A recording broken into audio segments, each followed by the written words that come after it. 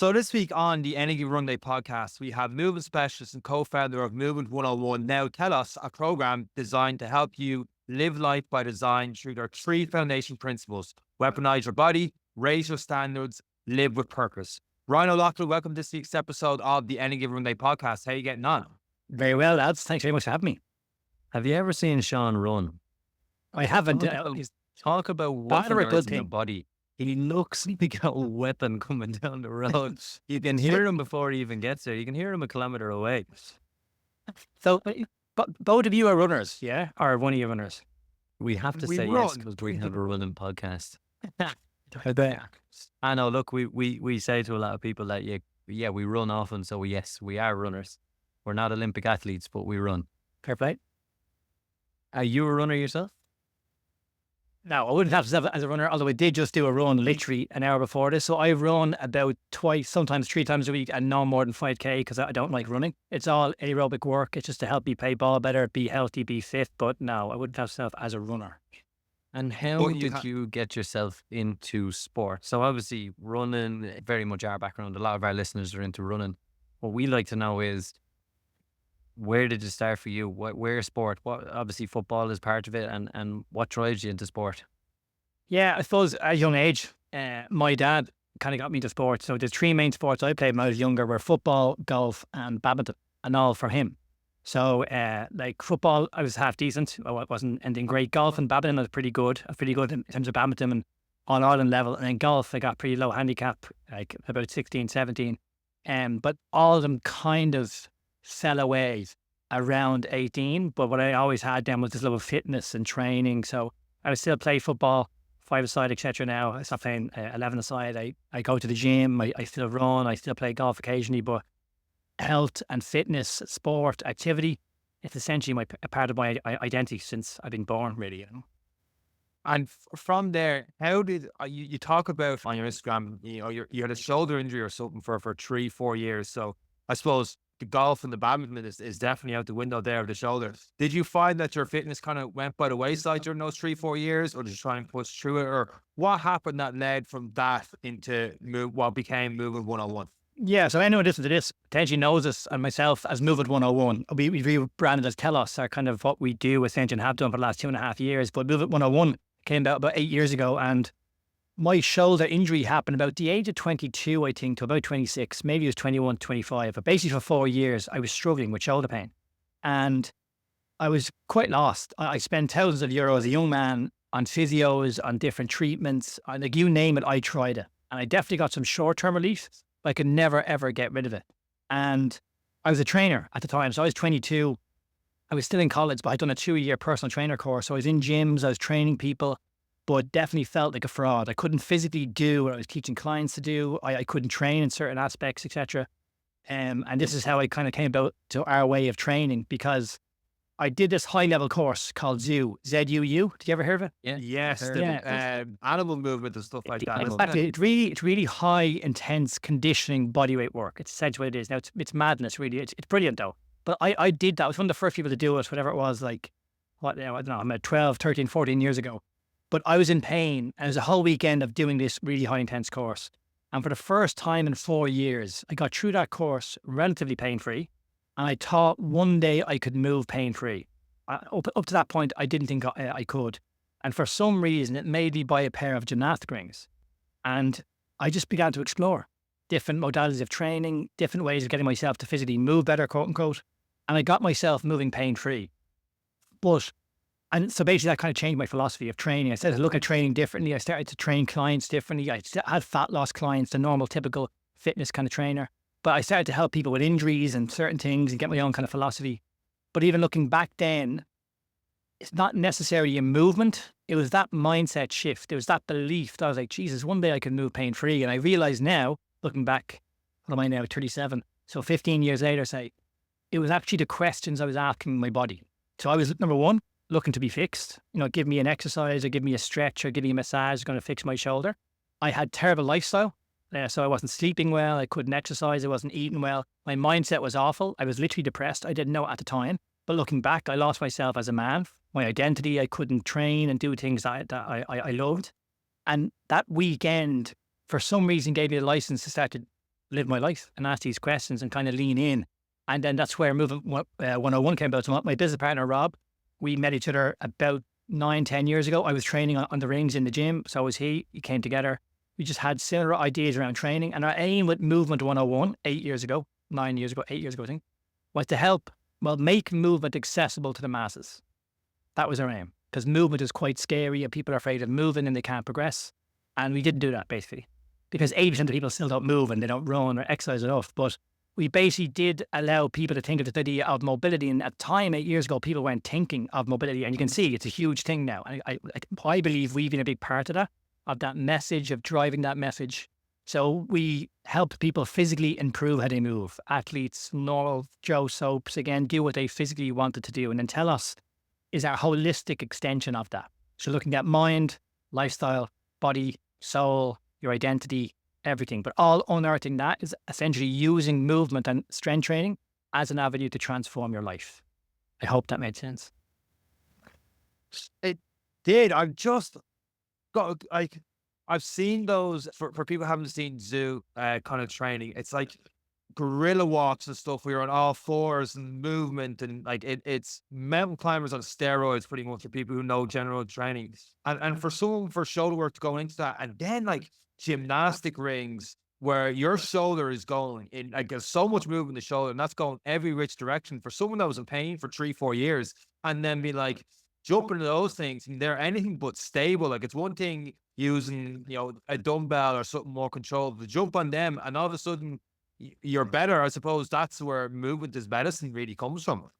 Yeah, and the biggest thing with that, because looking back, it's actually quite simple. Like the idea being, I couldn't hop in the ring straight away. I didn't literally have the strength, and then you just progress them very, very slowly over time. But rather than doing this, because my whole focus for 4 years was I'm in pain, get rid of the shoulder pain.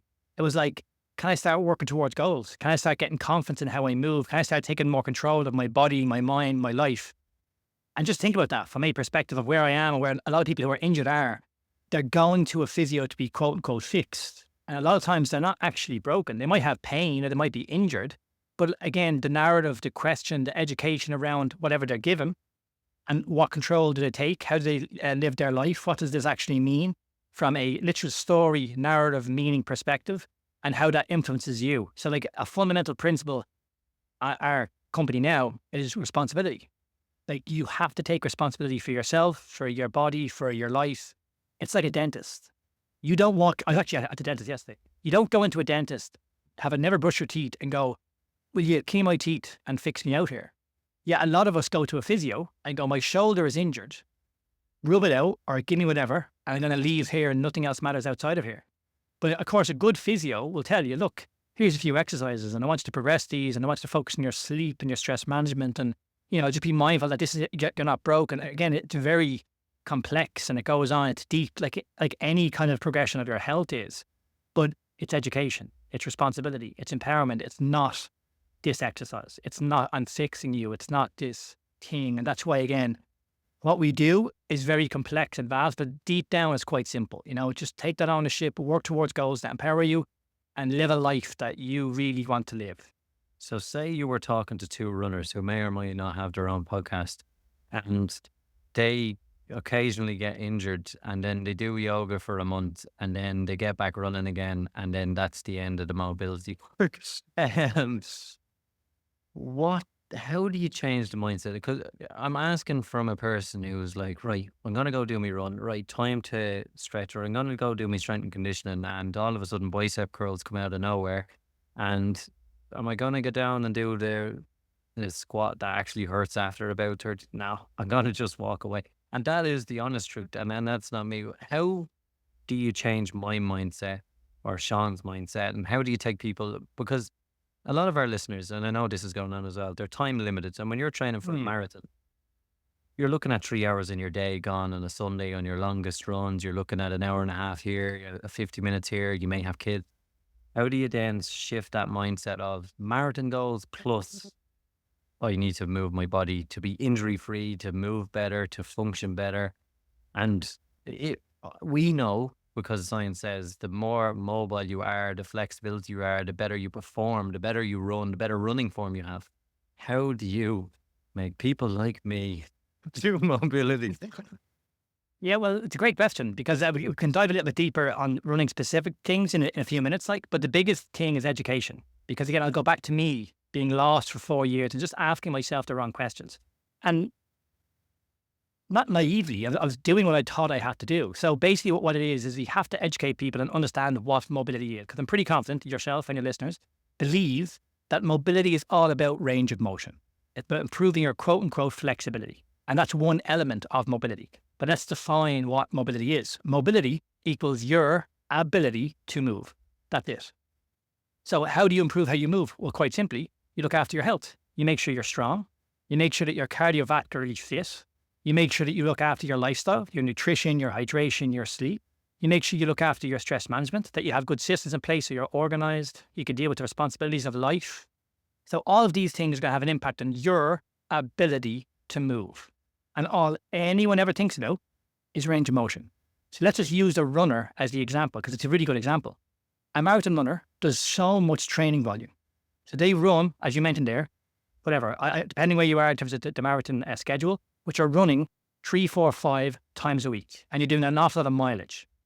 That's a huge amount of volume. So we train an awful lot of runners. So the first thing we have to do is go, well, number one, as a runner, are you doing any kind of strength training? And a lot of them aren't. Because number one, I don't have time. Well, what does strength do? It gives you more strength so you can go and run. Running requires to some degree strength endurance. So if you have more strength, you have more to endure.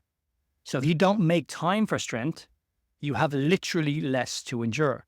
Now again, a running specific program doesn't have to be, well actually isn't, a bodybuilding program. It's like you being in the gym bench pressing and squatting, because that's literally a bodybuilding program. It's a specific program that could be done at home. It could be done twice a week. It could be done 4 times a week. It could be done small snippets, 10 minutes every single day. It's built for the individual based off their goals, what they want to achieve. But again, I'm not doing that to improve a runner's range of motion. I'm doing that to improve their ability to move. So maybe they need more strength. Maybe they need more coordination. Maybe they do need more range of motion. But the question becomes, what do you need? And most people are focused, as I was, on just range of motion. And they forget about the other elements that are so important for the physicality. I'm training runners, but I just mean this from any perspective. So our thing is human first, runner second. Human first, daft footballer second. Human first, golfer second. So the fundamentals that a human should do. What should they do? Should we be able to walk, run, twist, turn, bend, squat, jump? Like if you can do those things well, and we can literally train your body to do those things better, running a marathon becomes easier, playing golf becomes easier, hopping on the pitch becomes easier, playing with your kids become easier. So again, all I'm doing for both of you here, anyone listening who's never heard this before, and I'm confident you haven't heard this before, it's just education. There's nothing wrong with your body. You have tried things that are giving you short-term relief and potentially improving your range of motion, but they don't do what you think they do, and you potentially are working on something that you don't need to work on. Again, I hope that made sense. How long? It's one thing to talk about, and everything you're saying absolutely makes sense. But that penny drop moment, when someone finally comes into you, for example, you were 3, 4 years, and I know you just went to the zoo one day, and that's when you figured it out. But let's take Aaron, who's in the podcast, a couple of weeks ago. Now, obviously, he was trying different things, and I don't want to put words in his mouth, but I think it was almost like not a last resort, but just kind of like, this doesn't work, this work, I need to do something. He came into you. And even when he came into you, you were like, I'm not going to fix you day one. This is going to be a process. And that process took 9 months. To sit someone down and say, hey, 6 to 9 months is what you're going to, I know that's accountability you talk about. Is there a certain type of person needs to walk through that door for you at this stage for that to work? Because the person coming off the street that just wants to get fit and get better or whatever, they're probably not going down the avenue you're going down unless they suffer a lot of pain beforehand and realize, hang on, this other shit I'm doing is actually not working. How long does it take for someone that penny to drop? Do you think for the average person coming into you, like the story you have all the time? Yeah, that's a pretty question. Again, and you're right, like we genuinely don't work with anyone because again, the first principle of our company is responsibility. So you genuinely have to apply to work from us, and there's a questionnaire you have to fill out, and I'm hopping on a call to go, are you ready? So there's 2 things we look for. Are you coachable, and are you ready for change? Genuinely. Because if you're not coachable, if you are not ready for change, I can't help you. Because I can build a program in the world. If you don't follow it, if you're not ready for it, if you're not willing to put the work in over 6, 12 months, no problem. But this is not, I'm not doing this because you're in pain. I'm doing this to give you the confidence and the ability to do what you claim, you love, and you want to keep doing for the next 10, 20, 30, 40 years. So why wouldn't you do it, is my question. So with Aaron, for example, and anyone, Aaron came in with an ankle issue and was told that he needed surgery, etc. And when anyone comes in who is injured for us, all the injury gives us is information of what's not accepting load, of potentially other areas that have to do more work because, is an injured area or something that's not accepting load. So we individually assess our clients. And again, I'm looking at them from a foundational standpoint. Can they do certain movements? Can certain areas accept load? And I'll know anyway, based off their injury, that certain areas are not accepting load, and they'll do movements and I'll be, okay, brilliant. So that assessment allows me to build an initial program that we can then follow to get these foundations, increase their capacity to do running, walking, twisting, turning, normal human things well. And over time, like any kind of strength training, once the foundations are built, your body adapts, you increase the intensity. Once the foundation is built from there, the body adapts, we increase the intensity. And eventually, all we do, literally, is build strength training programs for our clients that get you strong, build muscle, and improve your range of motion. And again, it comes down to the individual, what they need after that. So Aaron, even on the podcast, mentioned had to do these like little exercises that were kind of boring and all, but he also mentioned they were really difficult. Like I actually have trained Premier League footballers, right, who are bigger and stronger than I will ever be. And we have a different split squat variations, right? They couldn't hold one of our split squat variations for 45 seconds. Body weight, nothing else. And I could hold it for about 3 minutes. So, and the question becomes why? Because they've never trained in this range of motion. They are essentially weak in this range of motion, or range of motion. What do? They foam roll, they stretch, and they get massages. They're so weak here. The brain, the body is doing the best it can do, but it has to overload a different area because this thing right here doesn't have the strength. And all they've done is never trained this way before. And they train this way, as we know, because you have run and the body adapts by what you're asking it. The SAID principle, specific adaptation to impose demands, which basically means the body gets good at what you do. If you train these areas, the body has to respond. So Aaron wasn't, so when you have an injury, sorry, I'm giving so much information, I hope it's making sense. When you have an injury, it's an insult to your nervous system. So your brain, when you imagine injuring your ankle, your brain has to protect that area. You've literally injured it. And what happens? Normally, it swells and pain occurs. That's a protective mechanism. And what often happens? People don't deal with that. They don't rehab that right. And they don't build back that trust with the nervous system. Now, you might think that ankle is fine after it's gone down, the swelling is, but you haven't taught the brain that this can now accept load. And an injury that you might have had 5 years ago that you don't even think about. You came into me, we get an injury history of where you're at. And you're saying my ankle here, my ankle here, my ankle here. And you're a runner. Straight away, I know you are not accepting load well in your lower body. That foot should be taking at least 20% of load when you run. And if there's an injury there you haven't dealt with, it can't accept that load. But you keep running. And maybe your calf or your hamstring or certain area has to do more work because the brain is trying to protect that ankle. And this is what I mean. It's so complex. I'm not trying to get rid of that issue. I'm just going, what should be doing its job when you run, when you walk, when you twist, when you turn? Does that make sense? By not dealt with, do you mean that people are waiting for the swelling to go down, they're waiting too long, they're not moving for a long time? And the feedback on that question, it's a quote you have on your Instagram. It's like the narrative in education around back pain are massively outdated. Is that talking about how if someone has back pain, it's like, hey, don't move or don't, keep real rigid doing any sort of exercises and you're not. And it's brilliant. Careful for bringing it up. Yeah, that's so important. So think about this, right? You can think of back pain like the common cold. We're all going to get it. You're going to have it in your lifetime. It's normal to have back pain. But what happens when people have back pain? They go, shit, there's something wrong. I've got to be really careful. I can't now go and do this thing. Actually, I'll tell you what I'll do. I'm going to go and get an MRI. That MRI says my spine are degenerative, but that's a normal sign of aging. It's like wrinkles on your face. I'm 37. I have more of them. It doesn't mean that I have pain. And all the data will tell you that I can go and get an MRI it could literally show that my spine is degenerating and I have no pain. But if you have pain and you go and get an MRI, you go, that's it, fucked. I'm actually degenerating here. I'm broken. But go back to education. I know it's normal. Actually, you're telling me I've got an MRI. I'm like, don't worry about it. It's normal. You're like, holy fuck. Now forget even a movement. Forget even me training the spine to build more strength and more confidence. Me, a professional, quote unquote, who's more educated than you, is telling you, don't worry about it. Fucking hell. I feel better already. I know I'm doing no damage. I know I can bend over. I know if I have a tweak there, it's completely normal. And I'll give you a bit of information of how complex pain is. My little Baba is, I have two Babas. One Baba is 1 year old. So just over a year ago, she was born. She was 2 weeks old. And if you have children or anyone has children, listen to this, my God, you don't sleep for a long time. So for those 2 weeks, I barely slept. I had no history of back pain. I was brushing my teeth one morning after 2 weeks and my whole back spasmed. I was like, Jesus Christ. I had played ball the night before, so I stopped for a second. I couldn't literally move. I stopped and I asked myself, right, what happened last night at ball? Nothing. Okay. What's going on here? Why is my back spasming? Has anything changed here? Oh, yeah. Gigi, my little girl, was born. I haven't slept. I am stressed to the nines. So my nervous system is in a real fight or flight state. So it's just freaked out. I'm like, okay, so what am I going to do? Well, I'll tell you what I won't do. I'm not going to push too hard at training. I was going to train in the gym. I'll leave that for the next 2 days. What I'm going to do is get some movement in my spine. I'm going to show my nervous system, look, mate, calm down. I'm completely fried here. Get some movement to build back confidence. And you know what I'll do? Look, Danielle, I'm just going to sleep for the next 2 nights just to get a little bit extra sleep because I'm a bit fucking exhausted here.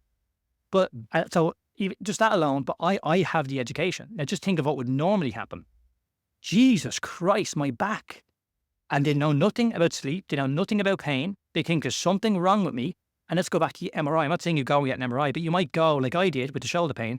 Can you fix my back? And your man give you a massage and it's gone for a day.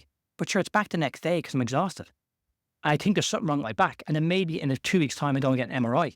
And it's showing me I've got a degenerative disc. All of a sudden, because of the education and the narrative and the understanding of this pain, you've gone down a rabbit hole that can last you, i.e., like me, 4 years. That leads to depression, a loss of identity. I don't know what I'm going to do professionally, a loss of fucking relationship. Who the fuck am I? This shoulder pain is no longer shoulder pain. This back pain is no longer back pain. And you can just see how complex this is. But then think about this, because we change lives left, right, and centre. And most of it is nothing to do with movement. It's all to do with education. Think about the confidence that I have as a 37-year-old man knowing what pain means, knowing how to deal with injury. I'm pretty confident I'll get injured. I push myself constantly. I train 4 times a week. I play ball. I run 2 times a week. I'm as fit as anything, but I'm going to get injured. But again, the narrative and the opportunity and the responsibility that I have through the education that I have to deal with it, with that pain and that injury, is everything. So again, I'm not doing any of this to get you out of pain, like Aaron. I give him the confidence. I give him the tools. I'm giving him the ability to, God love him, if you're listening to this and I've said it, he just missed out on the 3-hour marathon. But like, he's an animal. He can go and fucking push himself. And the chap is a young man. He's like 30. He wants to keep doing this for like 30, 40, 50 years. Off you go, man. Build that foundation. Keep training this way and get the education because you can go and do whatever the fuck you want to do.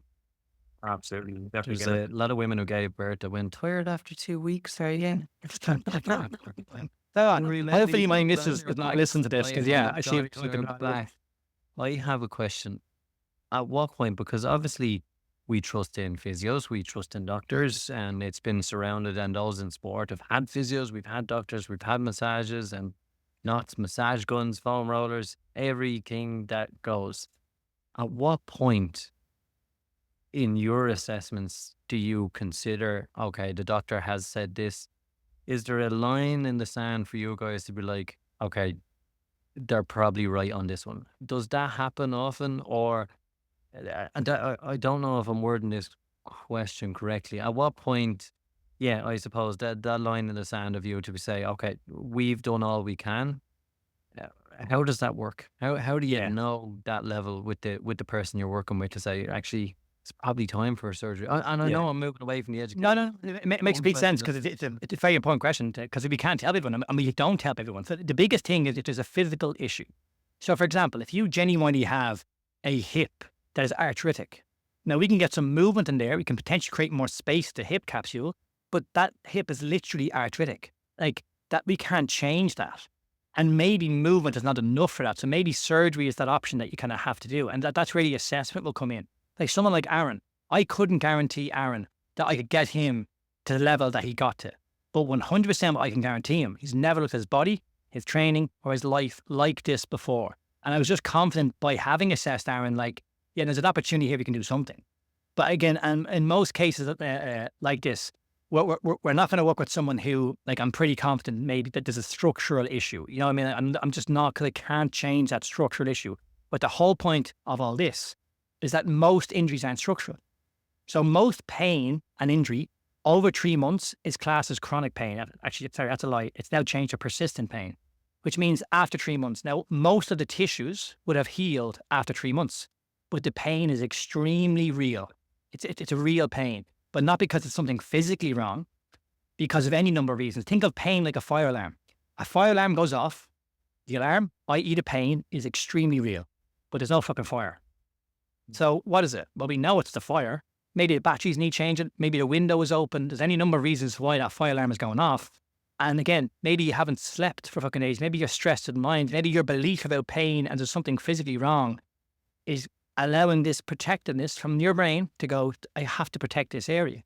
And there's any number of reasons of why you have it. But again, the education of asking the right questions for the fire alarm and asking the right questions for your pain and your injury, they matter, you know? And again, just look at what we're trying to do here. I'm not here to fix you. I'm here to give you opportunity to take responsibility, to try and test stuff, and to improve your health and your performance. And you'll reduce your risk of injury. You'll gain confidence in your ability to move, but you'll gain an understanding that will transform your life, because you now have an ability as you age, because we see it all the time, 30, 40, and 50, to have a confidence and ability to do things that you want to do because you know you're adaptable, you know you can do it. A lot of the reviews you get is, I hate starting a question, not knowing exactly where I'm going with this, but I get there. A lot of reviews you get is someone comes in, they have an issue, they go, you know, Aaron with the ankle, people duck loose, whatever it is. And when you see the reviews on your Instagram page for it, goes into the mindset and mental well-being and all the rest. Was that there from the get-go when you originally started moving one-on-one and then realized the ethos of what you're doing is now a lot more mental stuff has to come into this because, and that's what changed into what now is Telos program? Or did you have that from the get? Was that from the start, or was that just as you started training from those last 8 or 9 years? Yeah, it was from the start. Now, again, obviously the idea being Movement 101 and mobility was, as I said, we're still using that as an avenue to change your life. But these questions we asked and the results that we were getting outside of the physical was always part of it. You know, the difference with Telos now is just that, again, maybe when we started Movement 101, it was more going, get away from injury. When in reality, it's like, no, like, I'm not doing this because of injury. And again, everything that we do now, we were teaching and we were progressing, we were working on. But maybe just, again, the marketing of it and the messaging around it was more toward injury and pain. Whereas now, again, so I mentioned my own pain at 6, when I got that identity shift. That's what happened. So at 26, I did zoo. My identity, my paradigm, literally, my belief shifted. And it changed everything. I was able to explore gymnastics. I started investing in myself. I started to try and test things. I had a belief that I could actually get a result I didn't believe for 4 years. So all we've done now is we've just refined our system and our framework and our coaching process to help people get better. So we train people over the age of 30, 40s and 50s. We train loads of runners and athletes, both professional and amateur, because they love what they do. But all of this stuff matters. Again, the strength, your lifestyle. We have a nutritionist as part of our team. Like, again, your mindset in a sense of, so my role in Telos is to expand our client's vision of what they believe is possible. And physically, that's really important, but then you have to get them organized. You have to get clear of their identity. Who are they? What are their needs? What drives them as men, as women? Again, if you're a father and you're an entrepreneur, there's a stress management element. So all these things literally matter from a performance and adaptation perspective. And if they're not looked at, we're not getting the results. And the reason that we get the mental health benefits of this is because this work is deep. Like, if you're asking yourself these questions, you're genuinely going to change your mind. And that's what we have to do, because people come in with certain beliefs, as I'm mentioning here. They have certain level of education and understanding, and they've just never ask themselves these questions. And all we've done is create a space. Again, I'm not here to fix you. I'm not here as a guru. I'm just here to go, look, have you ever asked these questions of your body, of your mind, of your life, of your health? Because you can.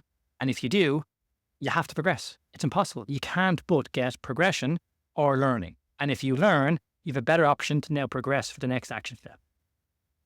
I remember there was a couple of years, actually around 11 years ago, there was a place up in Swords. They had a zoo course or a TRX course. And this idiot here did the TRX course. And I've never got as much to do right now. Listen to you talking about movement. Well, do you know what? Do you know what's really interesting then? Because this is the funny thing. It's not zoo. So remember, zoo is a system. Pilates is a system. Yoga is a system. And any system you want to name is a system. And I've done hundreds of courses over the last, 10 years, 15 years. It's the principles of the system. So that all systems will work to some degree, but not all system will work for everybody. But the principles of the system, of load management, of the said principle, of again, tempo, they matter right across the board. So something like yoga and Pilates work really well for two main reasons. Because one, people are literally moving at a very slow pace and working into range of motion they never work into. That's it. And then oftentimes, secondly, is that they're just doing movements in ways they've never done before. They're just really difficult movements. You're working your core, you're working your glutes, you're working areas, as opposed to what most people do in the gym, which is bodybuilding or trying to lift as much load as possible. Like most people come to us and we assess them. And sometimes you let them build them like a unique program. It's just like less volume. And we go, sleep a bit more and start eating a bit more protein. And they're like, fuck me, I feel amazing here. And I was like, yeah, cool. Like you don't have to have a quote unquote mobility or Pilates or yoga, and nothing wrong with any of those things. But these are all systems. So the question becomes, what's your goal? What do you want to achieve? And then you build a program for the individual based off their goal, and that will look different, again, for the individual and based off their goal. It's mad because, again, we have bought into it without knowing you, without before we interviewed Aaron, that movement was definitely medicine for us. And Sean has said it on a few times for me.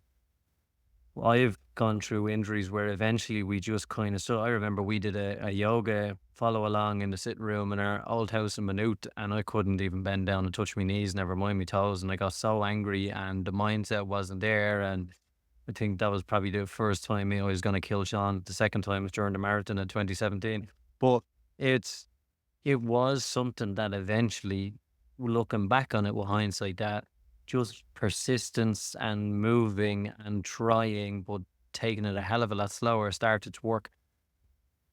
Are there individuals then you just cannot convince about? Because I was willing to change. I'm always willing to put my body or try something new and follow advice or, try yoga, try something different just to get, obviously we understand the longevity. The first indication I got was hearing that Ryan Giggs was doing yoga, and that's why he stayed playing until he was nearly 40. And I was like, that's it. Yoga's it. That's what we're doing. But is there anyone that, obviously you screen for who's the untrainable, who's the uncoachable. How do you deal with those who are just like, no, I'm just injured. No, that's it. Like, how do you change that mindset? That's the bit I just can't. Yeah, and you know what? Like, but genuinely, some people you can't change. I really mean that. I'm not saying that like we to some people that we would work with again and potentially aren't ready, but I believe that we can kind of help make that change, etc. So it's not necessarily you have to be 100% this way. You know what I mean? But it's just like you do have to work with a certain person because this is difficult. Like I said, it requires a level of responsibility. It requires a level of reflection and honesty that a lot of people don't like. And get out of it though. And this is the joys of, again, what you do and the people that are listening to this podcast. These are people who have goals. These are people who want to get better. So when you're talking directly to these people, most people we talk to are interested in this. And then to some degree, this is the importance of this podcast, the importance of creating content, just to help people. I have my own podcast, and genuinely the idea is listen to this stuff and listen to it for 6 months. People literally have consumed our content for 4 years, and then they work with us. So it might take them 4 years to be ready to change. And I honestly don't mind because, again, this is not just a 6-week transformation. This is not something that, like, we don't complete health and fitness. But that's not what you do. The idea is that you want to get better at health and fitness. Like a marriage or a business, you want to get better. You want to survive this. It's not something that you complete. So what we try to do with Movement 101 and now with Telos It's educate people who want to learn. It's not just count a few reps. It's not just tell you what to do. The biggest thing Rob always said to me, my business partner, he used to be a trainer in flight fit, whatever, 12, 15 years ago. And he said, what really annoyed him was that he'd come down to a class and people would have their arms folded waiting for him to tell them what to do. And what would the best people do? They'd be warming up. They'd be doing the stretches. Like they're taking the responsibility. And we love working with clients who want to learn. Like we literally have a community of 70 people and they're all animals. And I learn from them. And we all have a desire. I'm 37. I want to keep getting better. I want to keep learning because I understand it changed my life, whatever, 14, 15 years ago. And it can change anyone's life, but it requires a level of understanding that I can learn. I should take this education and this responsibility because it will transfer to so many avenues of my life. Do you do a daily mobility strength training routine type thing when you see that kind of thing pop up on Instagram and stuff like that? What's your thoughts? Yeah, it's grand. I personally don't do a daily mobility routine anymore. Some of my clients do because, again, like less is more and then little and often is good for them. I have a confidence. So again, I'm not saying you should do this, by the way. So if you're a runner or you're training, don't do this. But I often don't warm up. I'll just go into a session. I'll go for a run straight away because my nervous system has that ability. Now, I'm not going to go and double body weight my squat straight away. I'm not going to go and run a fucking mile as fast as I can. I'm going to gradually build up to that. But the idea being like you don't need to do a mobility thing in order to move well. But it works well for so many people. But this is the idea. People always think of movement as the gym. But movement is movement. So I'm getting down with my kid and I'm moving all weird and wonderful ways. I'm playing football, moving left, right and centre. I'm going for a walk. I'm in the gym doing weird movements. I make up a lot of my own exercises. The gym is a human invention. We've just made it up. And there's fundamental principles that matter. Again, progressive overload, tempo, all these things matter. But how you do it can be whatever. It doesn't have to be a spin class. It doesn't have to be burning calories. It doesn't have to be lifting as much load as possible. The question becomes, what do you want your body to do? And is your training fit for purpose? That can be done at home, body weight, with weights, in the gym, any which way you want it. You make up your own movements. Yeah. Oh, Jesus. Let's get back to this. The amount of exercises I've so go back to it. Like, so for example, like just say you're looking at an exercise, like what does the body do? What does the joint do? What does something do? And then the idea is like, okay, I want this to accept more load. So what am I going to do? I'm going to get into a certain position. I'm going to mess around with the tempo because if the slower I go, the more that has to load. I'm going to mess around again with certain parameters, my breath, like loads of different things, the intention. I can start driving my arm in more to contract certain muscles. I can put my focus towards my bicep just to get a little bit more intention and a bit more contraction. Again, like someone invented, I don't fucking know it, Romanian deadlift. Someone invented like all these exercises and anyone can invent anything. And again, this is what I mean. When you begin to understand this, you go, fucking hell, I actually don't have to just do this thing. I don't have to just go in and keep doing the same movements over and over again. I don't have to just keep, like, again, I'm about 76 kg. I'm extremely strong. I can lift like heavy weights. And I have lads who are, again, 20 kg heavier than me, and I can get them to do 5 push-ups and they'll be gassing. 5 push-ups, and they're stronger than me because I'll just change the position, I'll change the intent, I'll change the tempo. I'll just make that exercise extremely difficult. But why am I doing that? I'm not saying that body weight is better, but if I can do that well, I can go and lift external load. And what's the aim here? My aim at 37 is to keep going to 47, 57. I want to get better at the skill of training, not just lift for the sake of lifting. And you'll see yourself, if you're in the gym or you're listening to this now and you see people can't do an exercise quick enough. They can't get it over and done with. And it's like, wait a second, what are we doing here? Do we not want to get better at this exercise? Do we not want to get better at this skill of training? Because this is what you're doing to get better long term. Do you have goals then in the gym of, I've seen some of your stuff where you're, like, I can't even describe it on the podcast. Your back's against the wall, somehow upside down, grabbing your hands, and then your head's going one way, your legs. And Eric, I'm making this up off the top of my head because I can't remember exactly where he was. But like your arms are going well back behind your head, and you're somehow concocted in every which way. Are you on those bars going, what if I did this? Can I hold on? Or do you have like some sort of, for yourself, just a specific plan to build towards, like, I don't know.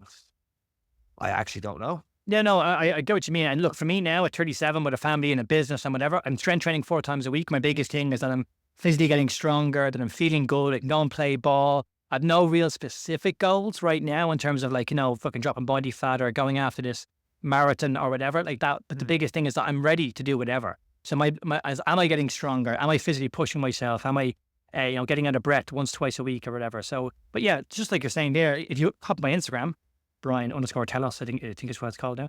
You'll see all weird movements, but like anything, I've just started those movements and I progress them over time and the body adapts and then they get more extreme or they look a little bit more impressive, but they all started from very low level, simple looking exercises. And the question for me, I want to be quite mobile. I want to be able to put my arm back here. I want to be able to squat down. I just want to have the freedom to play with the kids and do what I do. And I just really enjoy it. Like, I get bored just bench pressing constantly. I still bench press, but I just don't want to keep doing that and adding more load. So I just like to try and test different things. But my strength training program, honestly, it's very normal with a hint of my own creativity, if that kind of makes sense. Absolutely. I saw it on your Instagram as well, your relationship with alcohol. You Yes. talked before about mental health and stuff like that. Did that have any bearing on you going a year? You went 365 days, am I right, without drinking. Did that have anything to do with mental health? And you touched on depression before, or was that, for example, we have a lot of runners and they get to the stage of to get better and to be up at 7 or 8 o'clock on a Saturday or Sunday morning. I need to make sure I was in bed at 9 o'clock the night before, and the only thing keeping me out late at night was having a couple of pints at the bar. What made you go 365 days on it, and why did it take so long? Because you talked about 6 months before you saw any benefits, and people may have just done sober October there last month, the month before. Like, Was why that are you the so long? What's that? Was that the thing? Sober October is a thing. Is that? Sober October is a thing in America, I think. I think November is more time over here, isn't it? I'm a Dry person of January, heart. lad. Yeah, dry January, yeah, whenever, yeah, fucking hell. So no, dry January is a second chance at it when you fail sober October. So well, you're watching too much American telly, Sean. I've told you to turn that up. That's why you're not running well. You're staying up late watching Sober October shows, and my God, Sean, that's terrible. Go on, finish your question.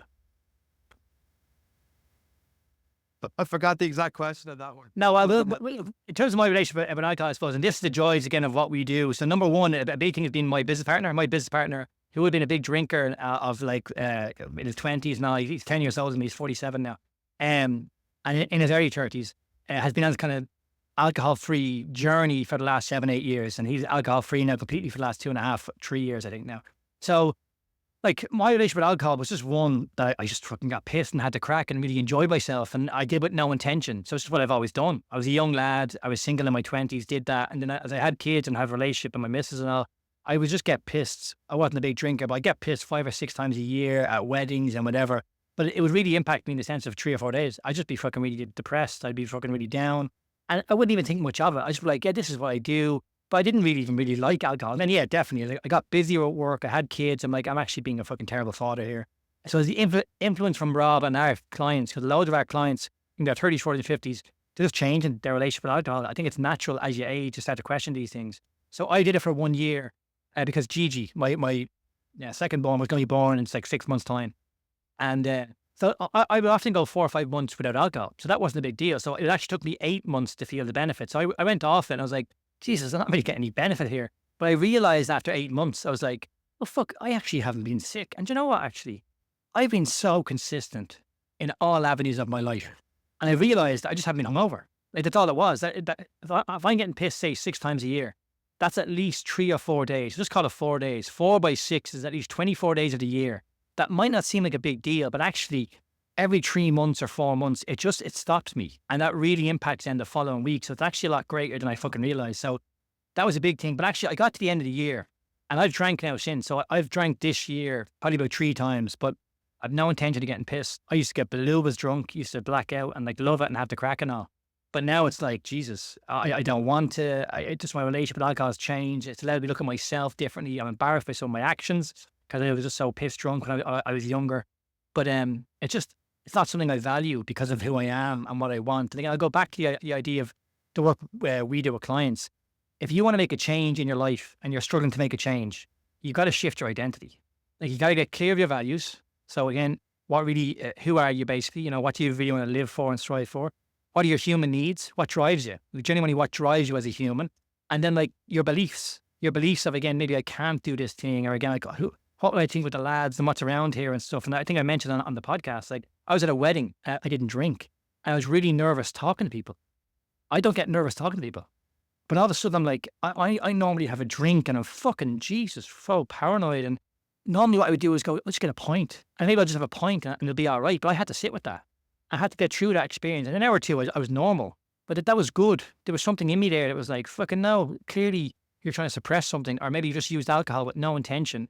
And now it's like, no, sit with this. And you realize that, okay, no, Jesus, this just doesn't serve me. Maybe I do use alcohol to fucking cover up my fucking stress or my emotions or whatever, and it's just not really serving me. So that's a long-winded way of saying that. I just use it as an avenue to develop, I suppose.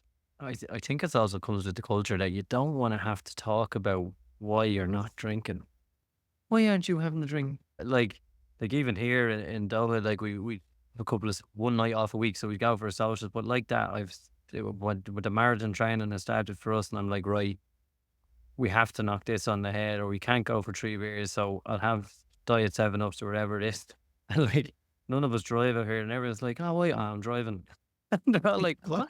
It's the confusion in the broken English, and it's like the United Nations. They're all looking at me like, no, he's definitely nuts.